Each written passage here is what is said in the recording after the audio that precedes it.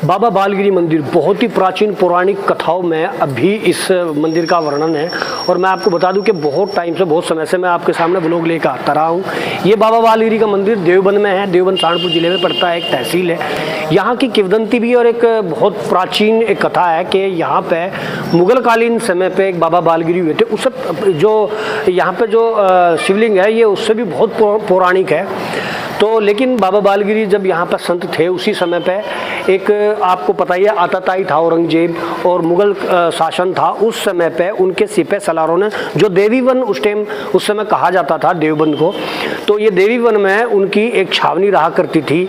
जो मुगल कालीन राजा थे, बादशाह थे, औरंगजेब या उसके जागीर वगैरह जो भी थे, तो उनकी एक छावनी के एक सिपह सलार थे। उन्होंने बाबा बालगिरी को यहीं पे इसी जगह जहाँ पर आप मुझे देख रहे हैं इसी स्थान पे एक पेड़ में बांध दिया था। क्यों? क्योंकि वो धर्म का, सनातन धर्म का प्रचार प्रसार करते थे और एक संत महात्मा थे। तो वैसे भी आपको पता ही है कि आताताइयों की नज़र में संत महात्मा तो हमेशा से एक कांटे की तरह चुभे हैं। तो उनको बाबा बालगिरी जी को उसके जो मुगल काल के सिपह सलार थे उन्होंने उसको बांध लिया और बांध के बहुत मारा पीटा। लेकिन क्या हुआ कि थोड़ी देर में ही उसका सांस घुटने लगा। इधर तो वो मारते और जो उनका मेन जो यहाँ मंत्री था, उसकी छावनी का मंत्री था, उसके दम घुटने लगते थे। तो फिर उन्होंने उनसे माफ़ी मांगी। माफ़ी मांग के वो बाबा बालगिरी जी को छोड़ के यहाँ पे गए। उन्होंने कहा कि आज के बाद हम कोई भी कहीं भी कुछ भी दिक्कत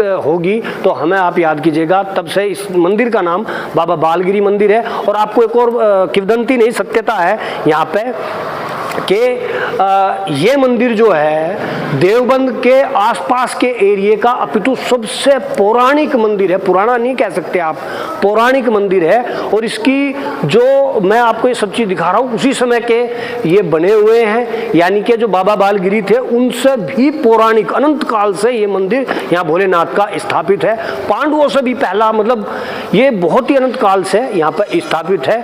और आप कभी भी यहाँ जब आएंगे देवबंद में, देवबंद के बिल्कुल बीच में ये मंदिर स्थापित है। उस समय देवीवन, आजकल देवबंद।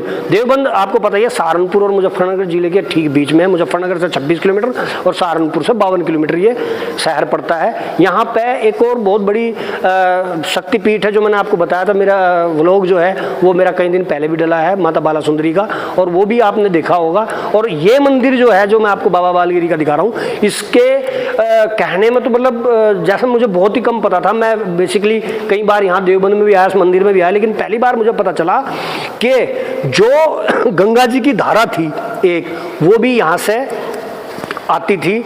और जिस समय पे उन्होंने मुगल आताताइयों ने यहाँ पे बहुत ज़्यादा अत्याचार किए थे, उसी टाइम पे ये धारा यहाँ पे बंद हो गई थी। यानी कि ये जो शहर है, एक और बात बताऊँ आपको, देवबंद शहर ऐसी जगह है कि गंगा और यमुना यूर मध्य क्षेत्र है, बिल्कुल बीच में बसा हुआ है।